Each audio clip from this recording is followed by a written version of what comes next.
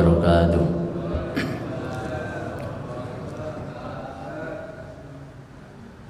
Bismillahirrahmanirrahim.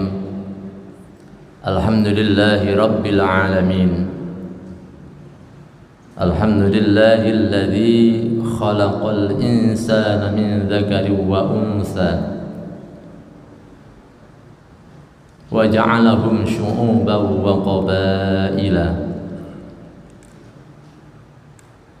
walladzi ja'alal muslimina ikhwana.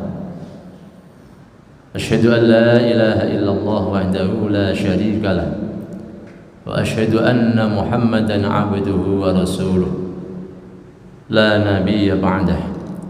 Allahumma salli wa sallim wa barik ala sayyidina Muhammadin khairal ummah wa ala alihi wa ashabihi wa man tabi'ahum bi ihsanin ila yaumil qiyamah. Amma ba'du,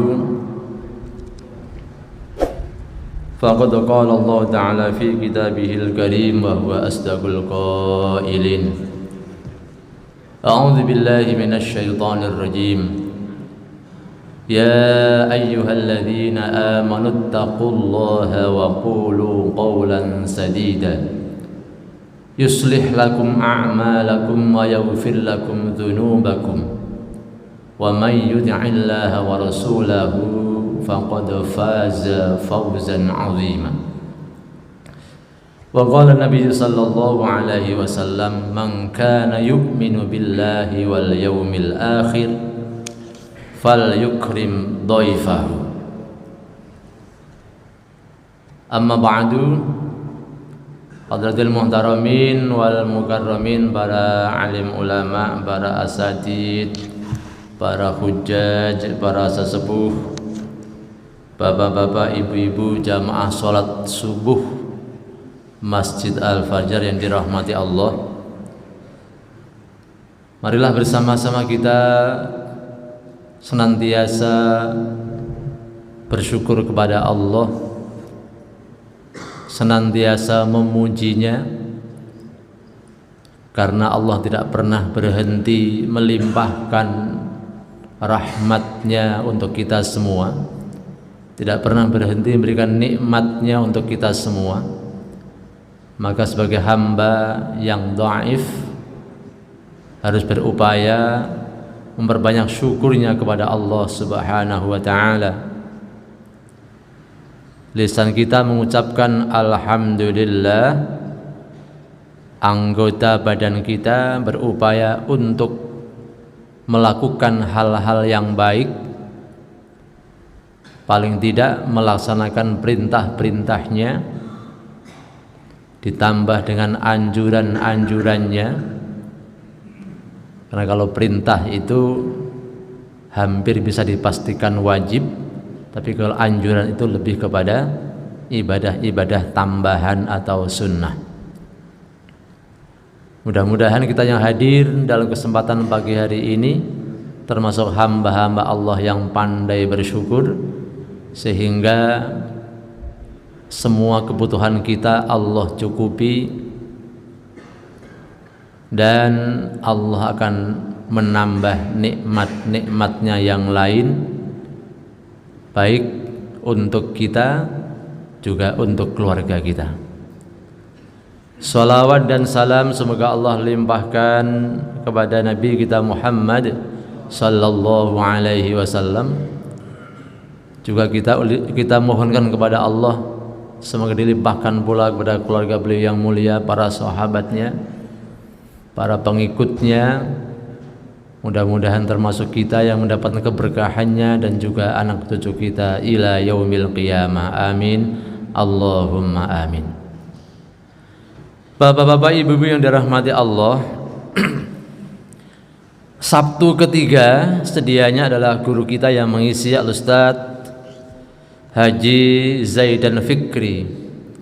Namun karena beliau akhir-akhir ini Allah berikan amanah untuk membawa tamu-tamu Allah ke tanah suci, maka setiap berapa bulan sekali beliau bisa berziarah ke tanah suci dengan ibadah umrah.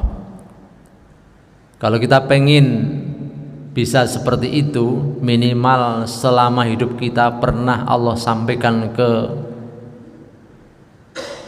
tanah suci Makkah, ke Baitullah, ziarah ke makam Rasulullah, maka hati kita harus punya keinginan.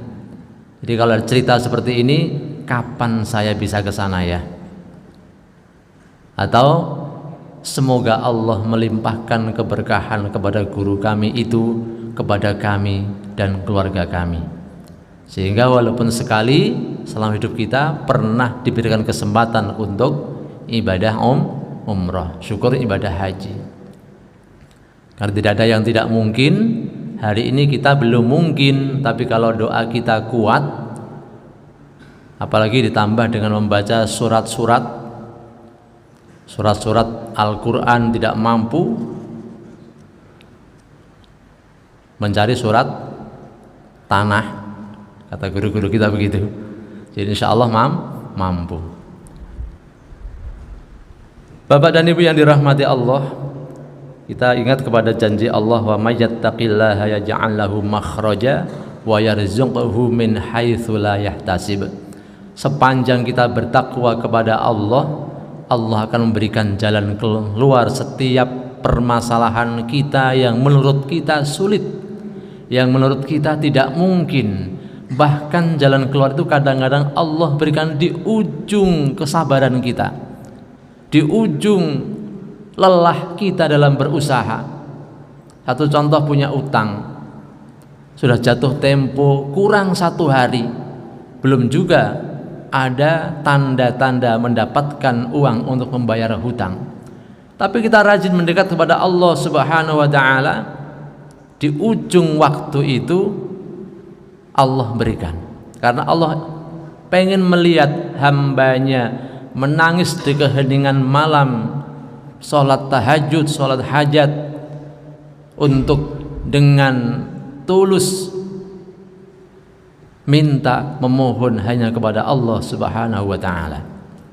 Maka apapun yang kita inginkan, kalau itu baik, kalau kita berupaya maksimal, doa dengan optimal, akan Allah ijabah. Ud'uni astajib lakum, berdoalah kepadaku, kata Allah, astajib lakum, pasti aku akan menjawab doa kalian. Bapak Ibu yang dirahmati Allah, pagi hari ini sebagai pengganti guru kita, saya biasanya di Sabtu kelima insya Allah bukan acara akhir tahun, tapi acara silaturahmi ke kampung halaman. Jadi kebetulan guru kita hari ini tidak bisa hadir, jadi jadwal saya ajukan untuk di Sabtu yang ketiga. Sebenarnya tadinya tidak ingin mengangkat sebuah tema tentang ini, tapi karena ada kejadian-kejadian yang pas sekali dengan tema ini, maka kami sampaikan. Apakah kejadian-kejadian itu? Jangan kemana-mana, tetap di taklim Sabtu subuh al-fajar.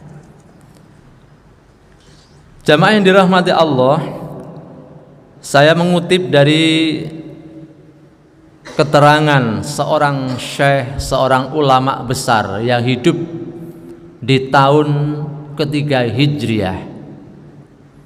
Yang syekh ini sangat terkenal dan menjadi rujukan para ulama dunia.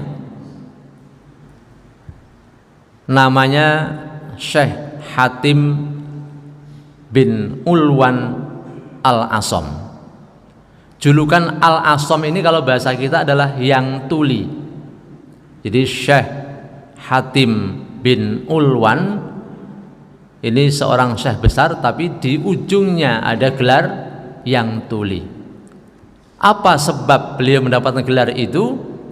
Sering kita mendengar keterangan dari guru-guru kita bahwa Syekh Hatim bin Ulwan Al-Asom ini membuka selebar-lebarnya pintu rumahnya untuk siapapun yang punya masalah, untuk siapapun yang ingin menimba ilmu darinya, baik itu laki-laki maupun perempuan, baik itu yang tua maupun yang muda.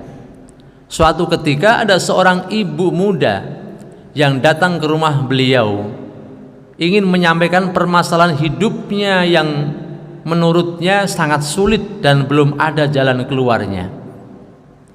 Di tengah-tengah pembicaraan antara ibu muda dengan Syekh Hatim bin Ulwan ini, ada gejolak dalam perut sang ibu muda ini. Mules, hampir tidak bisa menahan angin yang mau keluar. Tapi karena upayanya maksimal, akhirnya bisa menahannya. Dilanjutkanlah kisah kehidupan seorang ibu ini. Karena sudah kehilangan fokus, ceritanya sih lanjut, tapi tidak menyadari bahwa gejolak perutnya kembali datang. Dan tidak disadari, keluarlah suara angin dari duburnya dengan cukup keras. Gak usah kita tirukan, itu udah hafal semua ya. Tapi Syekh Hatim bin Ulwan ini sama sekali walaupun mendengar tidak menampakkan reaksi apapun, tidak kaget, tidak begitu ya. Padahal muka dari sang ibu muda ini sudah merah padam, gak karuan, seperti gak punya muka, karena di depan seorang syekh besar dia buang angin dengan bersuara seperti itu. Tidak begitu lama Syekh Hatim bin Ulwan ini berupaya untuk menutupi malu atau rasa malu dari ibu muda ini. Kemudian ia bilang, irfa'i sautak, wahai ibu, tolong keraskan suaramu, ini pendengaran saya sudah agak terganggu. Dengan kata-kata seperti itu, ibu muda merasa lega. Oh, ternyata Tuan Syekh ini orangnya budek, sehingga nggak mungkin mendengar suara kentut saya. Setelah selesai sang ibu muda ini bertamu dan mendapatkan jawaban dari Tuan Syekh ini, sejak itu ia mengatakan dan menyampaikan kepada orang-orang bahwa ternyata Syekh Hatim bin Ulwan ini karena memang sudah tua, adalah pendengarannya agak terganggu alias budek. Maka sejak itu mendapat julukan Al-Asom, yang tuli, bahasa kasarnya yang budek. Tapi tidak mengurangi kehormatan beliau. Beliau bertambah kesohor, beliau bertambah terkenal di negeri Khurasan. Ini saya kutip dari sebuah kitab yang namanya Khilyatul Aulia, karya Abu Nuaim Al-Asbahani. Beliau mengatakan, ini perkataan beliau sumbernya dari Al-Quran dan Al-Hadis. Kana yuqalul ajalatu minasyaitan illa fi khamsin. Banyak dijelaskan bahwa tergesa-gesa, terburu-buru, gerusa-gerusu, ada lagi namanya istilahnya lain Pak, kesusu. Nah, kemarin saya sama ibu tahsin itu ada ngomong kesusu, ada yang ketawa nggak selesai. Kenapa? Ia cerita di suatu tempat di daerah Jawa sering orang mengatakan kesusu.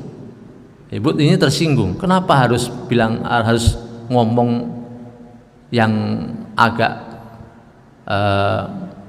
saru, ya. Saru bahasa jorok, ya. Yang tidak patut, ya. Padahal artinya adalah tergesa-gesa, terburu-buru. Nabi bersabda, al-ajalatu minasyaiton, terburu-buru, tergesa-gesa, gerusa-gerusu itu adalah perbuatan syaitan. Sehingga banyak orang yang karena terburu-buru, ketika ia di jalan banyak yang celaka. Ketika ia memutuskan sesuatu tidak pakai pertimbangan yang matang, keputusannya salah. Ketika kita menghakimi orang bahwa orang ini sifatnya kurang baik, tapi tidak pakai pertimbangan yang lain karena buru-buru ini, ternyata yang kita nilai orang itu salah ternyata benar. Maka kebanyakan terburu-buru itu dari perbuatan syaitan. Kata Syekh Al-Hatim bin Ulwan Al-Asam ini, illa fi khamsin, ada 5 hal yang harus terburu-buru dan tidak termasuk perbuatan syaitan. Apa itu? Kita ikuti setelah yang satu ini.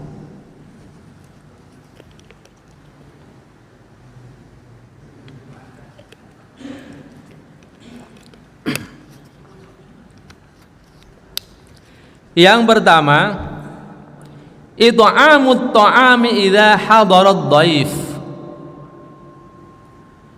Yang harus buru-buru, harus segera dan tidak termasuk perbuatan syaitan adalah menghidangkan makanan atau minuman kepada orang yang bertamu kepada kita.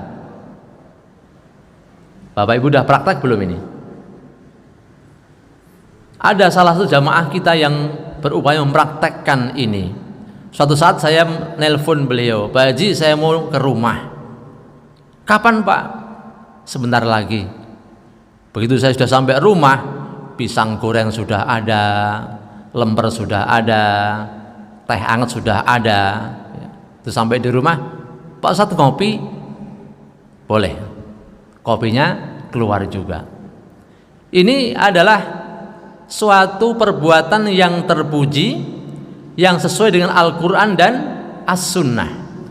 Dalilnya mana? Dalam Al-Quran Allah banyak kisahkan tentang kebiasaan salah satu nabinya, yaitu Nabiullah Ibrahim alaihissalam, yang Allah abadikan di antara surah Az-Zariyat ayat 24 sampai dengan 27. Ini kisahnya panjang, jadi nanti dibuka sendiri surah Az-Zariyat, surah yang ke-51 ayat 24 sampai dengan 27. Dan dalam surah yang lain, dalam surah Hud juga ada. Dan suatu ketika Nabiullah Ibrahim alaihissalam ini kedatangan 3 orang tamu laki-laki yang gagah dan tampan. Kalau zaman dulu kan tamu itu tamu-tamu baik, tidak seperti sekarang ini. Sekarang ini memang kita sulit untuk bertamu karena pagarnya tinggi-tinggi. Ya. Setelah pagar, pintunya ada rangkap-rangkap lagi, agak susah. Tapi tidak mengapa, karena memang banyak tamu yang tidak diundang, banyak tamu yang tidak semuanya baik. Maka kita harus selektif, kita harus berupaya untuk membentengi keselamatan jiwa kita dan juga keluarga kita, sehingga kalau ada tamu kita biasanya siapa, dari mana, keperluannya apa. Nabiullah Ibrahim tidak begitu. Tamu 3 orang ini dipersilakan untuk masuk, kemudian tidak banyak kalam dulu, persilakan duduk. Kemudian Nabiullah Ibrahim secara diam-diam buru-buru menemui keluarganya, menemui istrinya. Apa maksudnya? Ini ada tamu 3 orang, tolong siapkan daging sapi yang muda, dipanggang, nanti kita hidangkan untuk tamu kita itu. Ini sudah kebiasaan Nabiullah Ibrahim. Singkat cerita, ketika sudah selesai hidangannya ini, kemudian dihidangkanlah di hadapan tamu ini. Waktu itu Nabiullah Ibrahim sudah kondisi tua bersama istrinya. Ketika dipersilahkan, wahai Tuhan, silahkan dinikmati hidangan daging sapi muda yang sudah kami panggang. Ketika tamu ini tidak langsung menyantap, tapi diam saja. Dengan diamnya tamu ini, Nabiullah Ibrahim merasa takut. Ini tamu nggak biasa.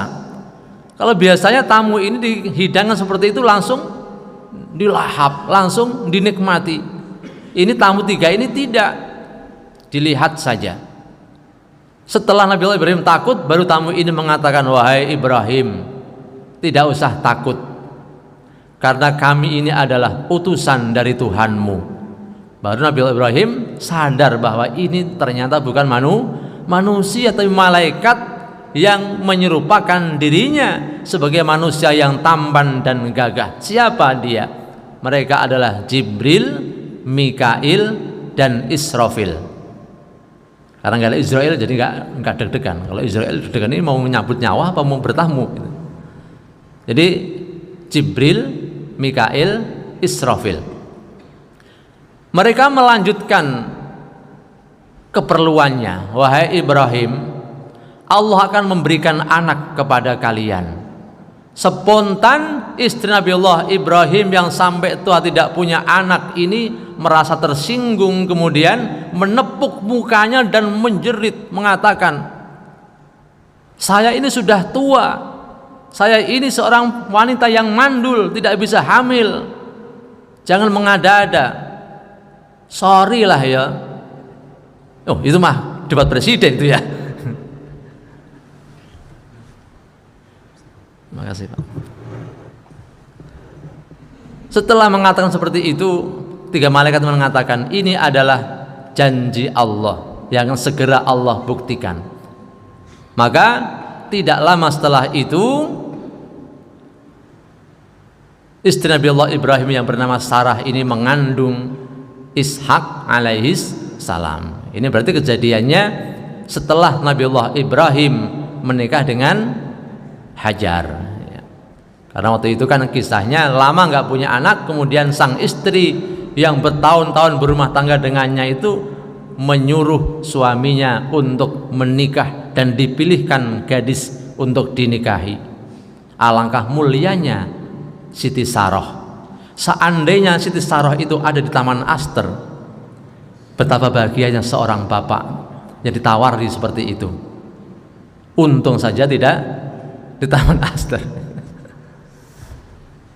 Bapak Ibu yang dirahmati Allah, itulah contoh bahwa menjamu tamu itu sangat dianjurkan.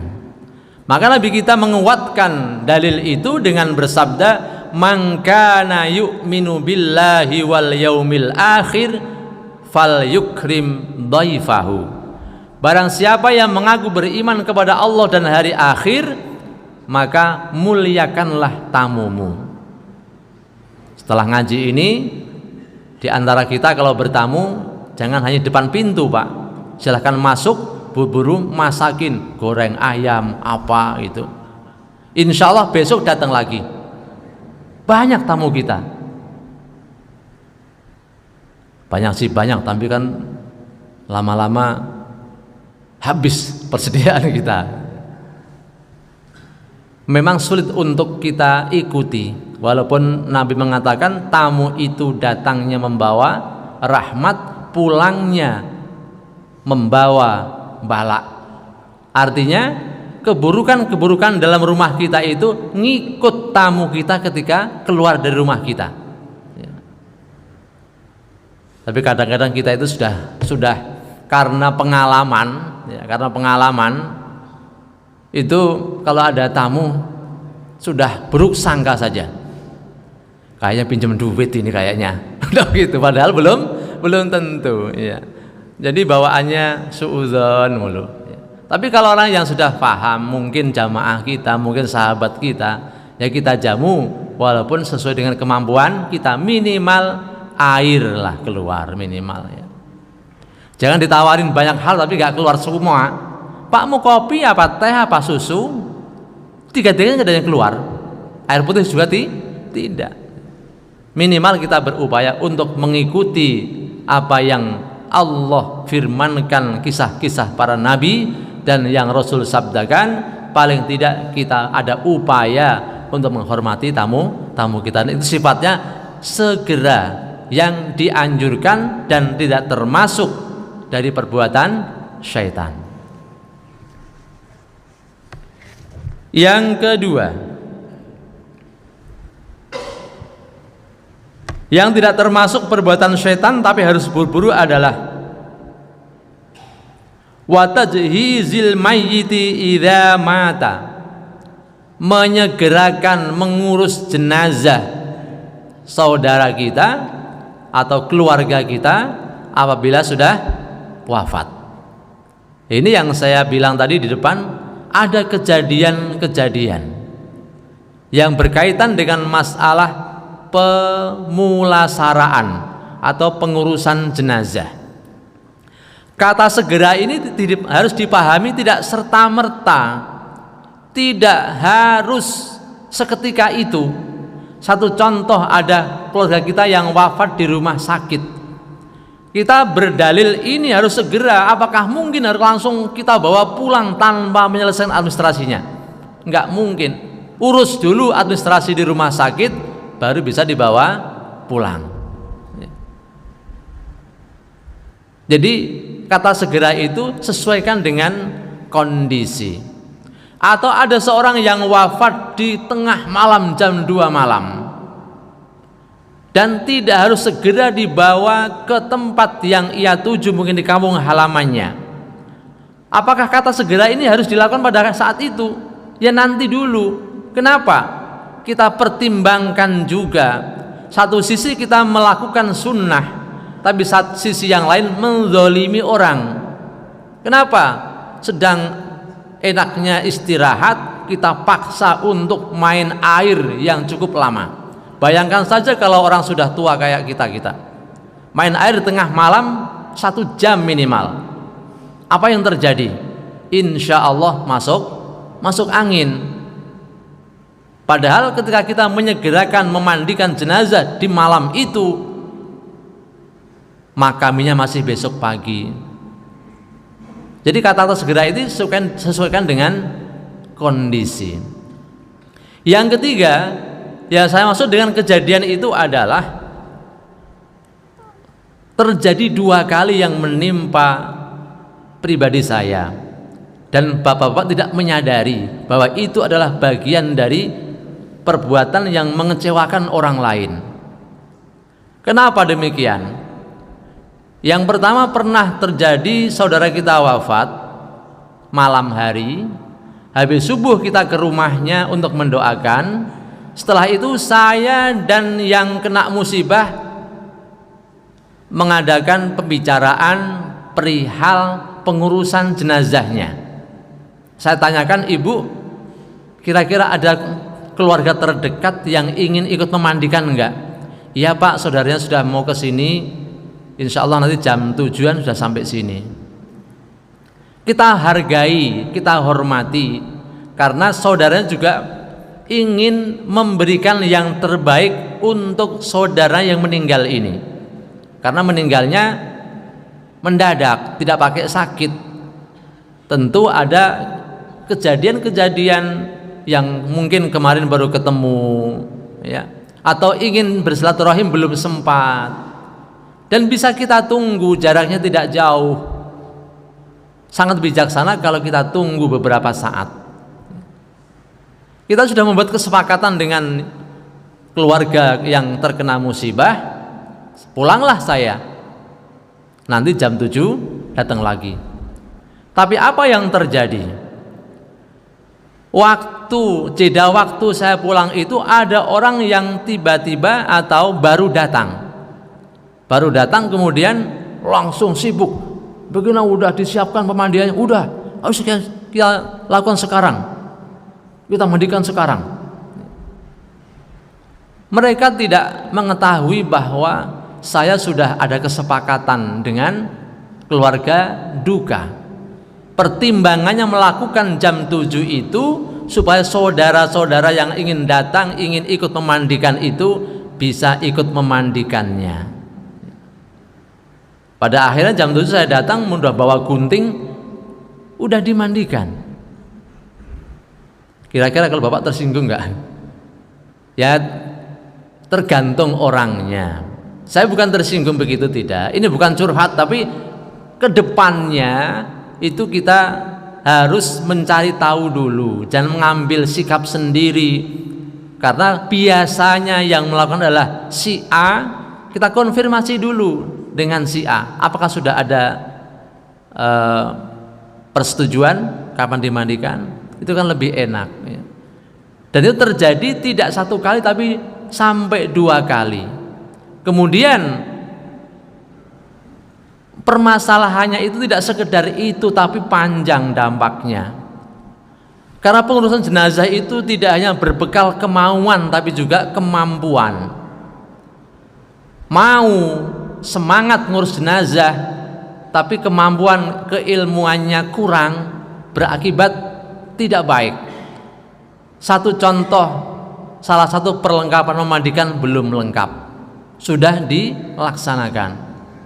Pemotongan kain kafan, pengaturan naruhnya, pemotongan bajunya, pemotongan cancutnya, itu kan ada triknya tersendiri, ada cara-cara menggunting dan merapikan.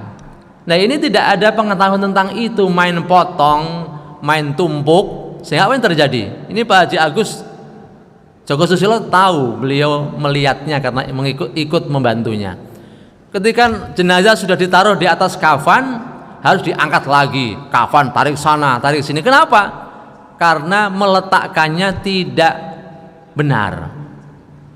Jadi ketika kafan itu dibuat nutup badan jenazah, hanya separuh yang tertutup. Kenapa? Ya karena pengaturannya tidak sesuai dengan yang seharusnya. Ya, tutup silang agak memanjang, agak melebar supaya kanan buat nutup bisa nutup, kiri buat nutup bisa nutup.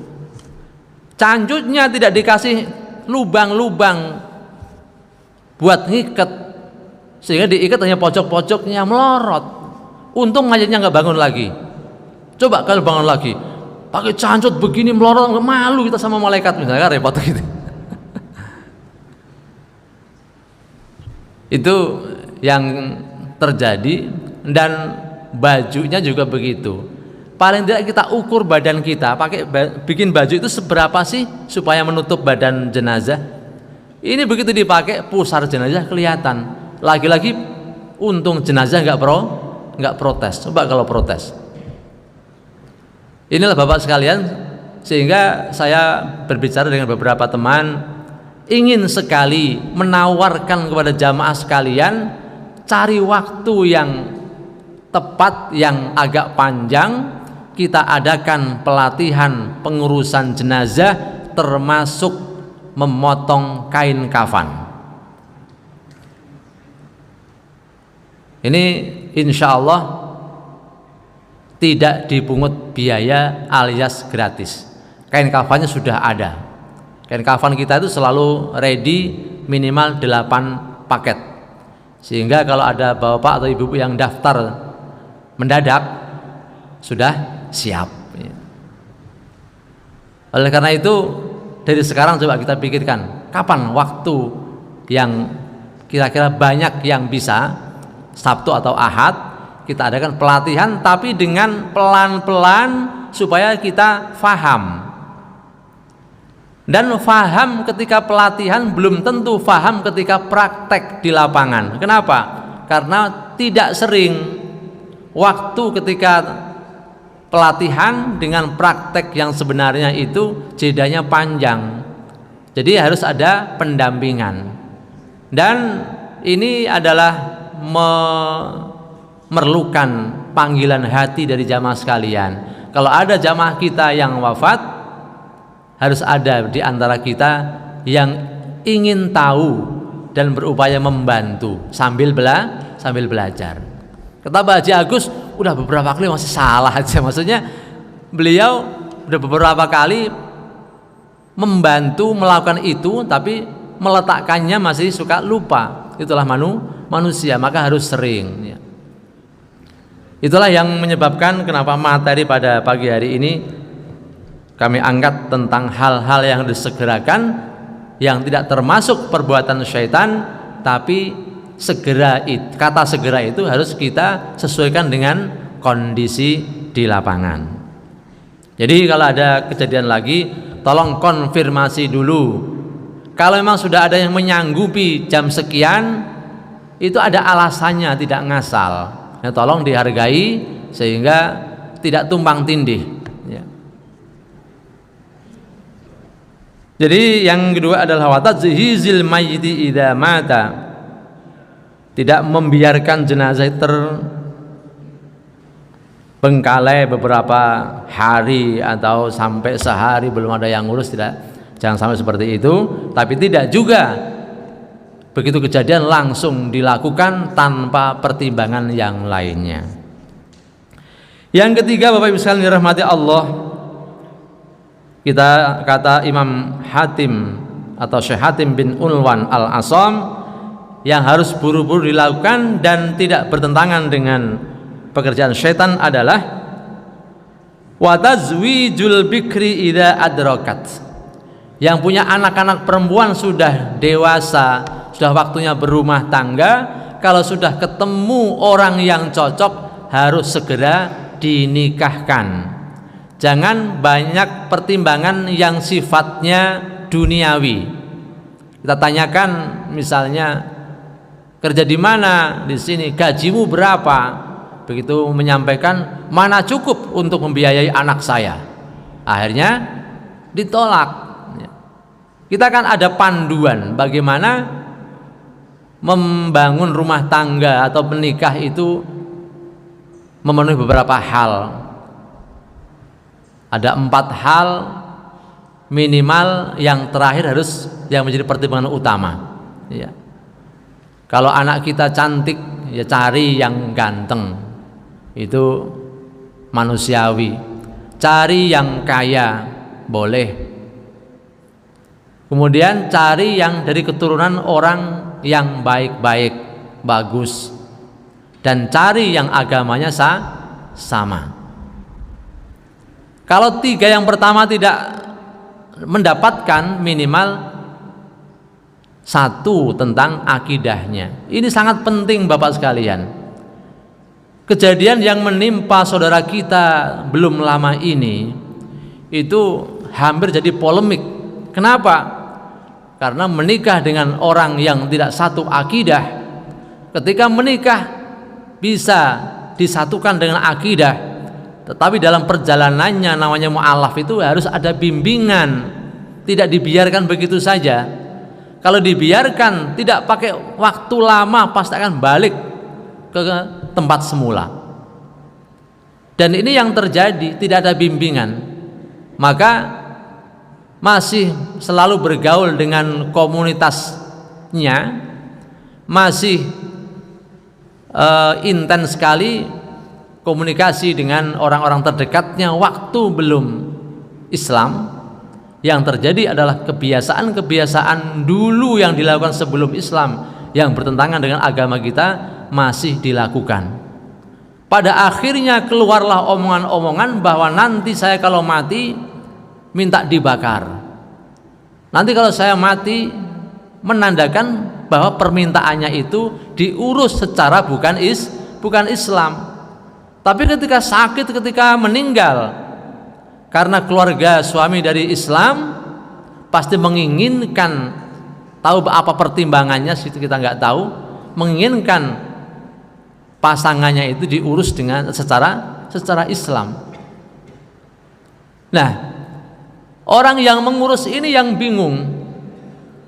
Sholat tidak pernah ngelihat, pakaiannya tidak mencerminkan sebagai seorang muslimah. Bagaimana mungkin di akhir hayatnya harus diurus secara Islam? Ini berdampak pula ketika ingin menyolatkan. Ketika hendak menyolatkan jenazah itu kan biasanya imam atau yang memandu ada pertanyaan, minta kesaksian. Bapak-bapak, kalau di tempat lain itu enggak pakai sepengetahuan, tapi langsung begini, bapak-bapak, apakah almarhumah ini sebagai hamba Allah yang baik? Atau dengan bahasa Arab khair, langsung dijawab khair. Kalau saya ada sedikit tambahannya, sepengetahuan bapak-bapak, bukan saya, tapi bapak-bapak, apakah almarhum atau almarhumah ini sebagai hamba Allah yang baik, yang pinter? Kalau memang melihatnya itu tidak baik, pilih diem, karena jawaban itu ada pertanggungjawabannya. Ditanya apakah baik? Baik, padahal tidak baik. Nanti kata Pak Haji Bambang, tabui malaikat nongko-nongko. Terus kesaksian harus jujur, ya. Tapi kalau versi Gus Baha, selama orang itu pernah baca syahadat, sudah termasuk ada keimanan di hatinya. Tapi sebagai orang awam, siapa yang tahu dalam hatinya manusia? Kalau dalilnya ketika nikah baca syahadat, kita nggak tahu niatnya syahadat itu untuk ingin masuk Islam, menjadi orang muslim, apakah karena semata-mata ingin menikah dengan si A itu? Kita kan nggak tahu. Maka sulit bagi kita untuk melakukan itu. Mencari aman, nggak usah ditanya. Kalau ada yang nanya, Pak Ustadz kok nggak pakai kesaksian? Nggak usah. Daripada tabuk malaikat, mendingan nggak usah. Kan aman. Kenapa nggak ditanya? Nah, daripada risiko ya Allah, nggak usah ditanya. Memang kalau ditanya kemudian yang hadir memberikan kesaksian baik, insya Allah para malaikat pun mencatat sebagai hamba Allah yang baik, dan Allah masukkan ke dalam golongan yang baik. Maka kemarin sempat saya sampaikan, walaupun ya kadang-kadang setengah berani, nekat itu. Standar minimal orang dikatakan baik menurut Islam adalah yang melakukan sholat 5 waktu. Sholat kita nggak pernah tahu. Maka saya tanyakan kepada orang terdekat, yakni mungkin anaknya, mungkin keluarganya, apakah orang ini kalau di rumah sholat? Kalau ya jauh sholat, nah baru kita berani menanyakan. Kalau enggak, mendingan nggak usah menanyakan. Maka kalau ada lagi jenazah seperti itu, saya nggak nanya, Bapak nggak usah rewel. Oh berarti memang sengaja nggak nanya gitu. Daripada resiko. Ya. Jadi kalau ada punya anak gadis, kemudian sudah ada yang cocok, yang penting satu akidah, segera dinikahkan. Ya memang harus kita cari tahu dulu. Ini orang mau menikahin anak saya, jangan-jangan suami orang. Wah repot juga kalau begitu. Ya. Nanti anak saya dikirain pelakor, perebut lagi orang. Ya harus diseleksi dulu memang asal usulnya dan hal-hal yang lainnya, agar anak kita ketika berumah tangga selamat dari berbagai macam fitnah dan hal-hal yang tidak baik. Termasuk kenapa agama menjadi ukuran yang utama, karena kehidupan berumah tangga itu tidak sebentar dan tidak mudah. Maka ketika dihadapkan oleh ujian-ujian, kalau punya Allah, insya Allah aman. Tapi kalau keimanannya tidak ada, yang terjadi tetangga kita kemarin di mana Pak, Sukadano, sampai menggorok istrinya di depan anak-anaknya. Ada juga menikah baru 6 bulan membunuh istrinya dan lain sebagainya. Oleh karena itu segera, tapi perlu seleksi dulu ya, minimal agamanya kuat. Maka jangan terbujuk atau jangan tertipu dengan penampilan. Ini calon mantu kalau datang pertama pakai Avanza, kedua pakai Pajero, wah kaya bener ini, padahal rental. Seleksi tak apa, buru-buru tapi harus selektif. Yang keempat yang harus segera dan tidak termasuk dari perbuatan syaitan adalah wa qada'id daini idza wajaba, membayar hutang kalau sudah jatuh tempo. Ini sangat penting. Kenapa? Kita ini kan orang timur, biasanya kalau kita dihutangi oleh orang itu, kalau sudah janji jatuh temponya kapan itu, nggak usah pakai ditagih, tapi harus ngerti. Maka dalam Al-Quran, dalam surah Al-Baqarah akhir, kalau ada terjadi transaksi utang piutang harus ditulis, ada saksi, sehingga ketika jatuh tempo itu mengingatkannya enak, ada bukti, ada saksi. Tapi kalau nggak ada, kadang-kadang sudah jatuh tempo pura-pura lupa, ketika ditagih terpaksa ditagih karena perlu. Yang terjadi galakan yang ngutang daripada yang punya, yang ngutangin. Yang terjadi seperti itu. Kemudian jangan bermain-main dengan hutang. Berapa bulan yang lalu saya menyampaikan materi tentang hutang itu. Ada 10 hadis Nabi yang mengancam orang yang punya hutang belum dibayar kemudian meninggal, itu hukumannya sangat berat. Dan ketika sudah dihukum sangat berat, di sana masih diperhitungkan hutangmu berapa, kebaikanmu berapa. Maka akan diambil dari kebaikan-kebaikan orang ini diberikan kepada orang yang ngutangin. Sudah habis kebaikannya, ganti keburukan dosa orang yang ngutangin ini ditimpakan kepada orang yang berhutang. Sudah nggak bisa minta tolong kepada siapapun, masih dibebani dengan dosa-dosa orang yang kita hutangi. Alangkah beratnya. Di antara juga Nabi bersabda, nanti dibangunkan dari kuburnya sebagai seorang pencuri. Pencuri itu kira-kira malu kalau ketangkep. Pertama itu. Yang kedua, pasti dicaci oleh banyak orang. Ini di akhirat kondisinya seperti itu. Maka kalau yang punya hutang, terutama hutang-hutang pribadi, ini upayakan ketika sudah ada harus segera dibayar. Punya utang sudah mampu membayar nggak dibayar, maka setiap hari kebaikan-kebaikan bapak yang punya hutang Allah berikan kepada orang yang ngutangin. Jadi yang ngutangin ini sabar, maka setiap hari dari jumlah uang yang kita hutangkan itu Allah balas berupa kebaikan-kebaikan yang bisa mengurangi kebaikan orang yang berhutang. Kemudian nanti ketika meninggal, bumi tidak mau menerimanya. Ruhnya dibawa ke langit, langit pun tidak mau membuka penjaga pintu langitnya. Jadi terkatung-katung di antara langit dan bumi. Maka kalau ada orang meninggal ruhnya gentayangan, jangan-jangan punya hutang. Jadi yang punya hutang ada kemampuan segera dibayar. Kalau belum mampu bayar, ngomong yang baik-baik. Memang dalam ayat Al-Quran surah Al-Baqarah 180 Allah berfirman, wa in kana dzu usratin fanadhiratun ila maisarah.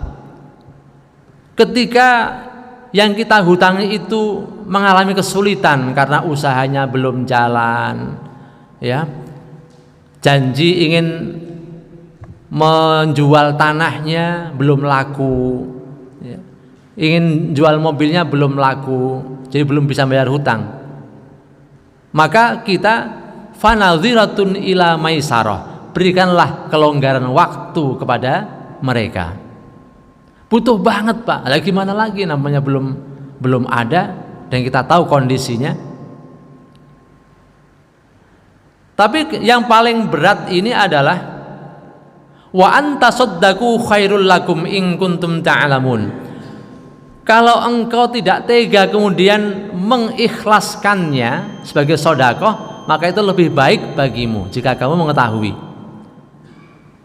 Kita pasti biasanya ya kalau 100-200 ribu Pak sedekah diikhlaskan gampang. Ini ratusan juta bagaimana bisa mengikhlaskan? Sedangkan saya ingin membangun ini, ingin menyekolahkan anak saya. Ya namanya orang kebutuhannya pasti tidak jauh berbeda. Ya, jangan kita memandang Pak ini banyak duit, ya belum tentu. Banyak duit banyak kebutuhan. Ya. Maka yang berhutang kalau sudah jatuh tempo segera diupayakan. Kalau memang belum mampu yang menghutangi sedikit memberikan kelonggaran waktu. Kalau tidak, maka yang diuntungkan adalah yang menghutangi di hadapan Allah Subhanahu wa taala. Satu lagi Bapak dan Ibu sekalian yang harus disegerakan dan tidak bertentangan dengan perbuatan syaitan adalah wat taubatu minadz dzambi idza aznaba. Segera bertaubat kepada Allah ketika kita selesai atau pernah atau dulu sering melakukan dosa-dosa. Semuanya pernah muda enggak? Pernah muda. Dulu kalau waktu masih muda, waktu belum nikah itu, kalau punya pacar bawa ke sana, bawa kemari, sudah hampir rusak baru dipulangin, tahu-taunya enggak jadi dinikah. Itu ada yang begitu. Ada nggak Pak? Orangnya datang nggak? Yang mana?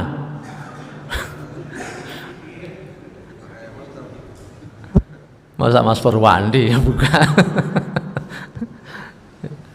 Yalah, banyak atau mungkin banyak di antara anak muda yang tidak sama-sama beriman, tapi kalau muda itu kadang-kadang imannya banyak turunnya daripada naiknya. Ketika turun itu yang repot ya. Bahkan kadang-kadang pengen berantem mulu kepada siapapun yang ingin dilihat mengganggu calon istrinya ya. Pak Agus pernah dulu ya, Pak Agus. Semua orang pernah mengalami seperti itu. Maka perbuatan dosa seperti itu, apalagi yang sampai fatal, sampai kepada perzinaan, maka waktunya sudah kita segera untuk bertobat kepada Allah Subhanahu wa taala agar dosa-dosa kita Allah ampuni sebelum kita diwafatkan oleh Allah Subhanahu wa taala, sehingga kita ketika hadir ke hadirat Allah, ruh kita dalam kondisi yang tidak banyak beban dosa. Mudah-mudahan 5 hal yang harus dilakukan buru-buru, harus dilakukan segera, yang tidak bertentangan dengan perbuatan syaitan ini bisa kita lakukan, kita praktekkan dalam kehidupan kita, yang bijaksana, yang tidak menzalimi orang lain, dan bisa berakibat baik ke depannya. Amin Allahumma amin. Demikian yang saya sampaikan pada kesempatan pagi hari ini. Alhamdulillah tidak ada pertanyaan, inilah yang saya harapkan dan Allah ijabah. Alhamdulillah. Malah bersama-sama kita tutup dengan baca surah Al-Fatihah. Mudah-mudahan Allah meridhai kehidupan kita, diberikan kesehatan lahir batin kita, seluruh keluarga kita dimudahkan urusan kita, berkah kehidupan kita, istiqomah dalam ibadah kita, tetap iman Islam kita sampai akhir hayat kita. Amin Allahumma amin. Ala hadhihi